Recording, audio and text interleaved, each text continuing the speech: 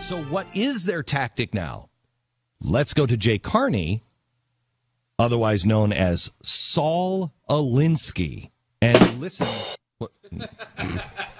Is it really a wrong button? Wrong button, or is that? No, I just thought Saul Alinsky was a really good punchline.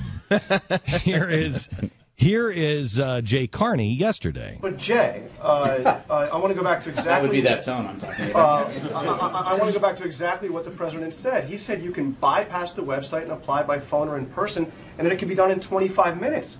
But these memos say that at the end of the day, we are all stuck in the same queue because they all have to go through the same portal. John, I get it. But the person who calls isn't the one who continues to wait after the paper application is filled. This is mocking.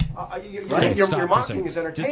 This is not, I want you to play it again. This is not as effective on radio as it is on television, because when you see what he's doing, he is gesticulating, he is pointing, and he is pointing exactly like the reporter is pointing and saying, look, I don't understand this. And, kind of putting his hands up. I don't understand this. And Jay Carney's like, but John, and using the same kind of hand language, completely mocking and ridiculing a good question. But Jay, I want to go back to exactly... That would be that tone I'm talking about. I want to go back to exactly what the president said. He said you can bypass the website and apply by phone or in person, and that it can be done in 25 minutes.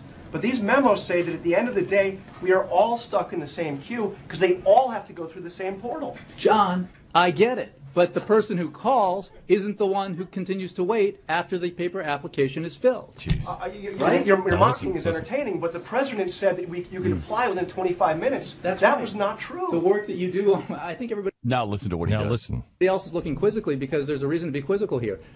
He's trying to bring all the other reporters in on mocking John with him. Everyone else is looking quizzical because they're all quizzical like I am. They don't understand what you're saying. From the people, they're not looking quizzical at all. From the people who actually, let's just talk here seriously to people who really don't like bullies. Let's talk seriously to people who don't like bullies. I don't like bullies. I mean, we just, we did everything we could to help that little girl here in Texas that was being bullied by somebody. I despise bullies. But the left is the one that always gets credit for being against bullies. But their playbook is from the biggest bully of all time, Saul Alinsky. And Saul Alinsky's tactic is isolate. Think of bullies.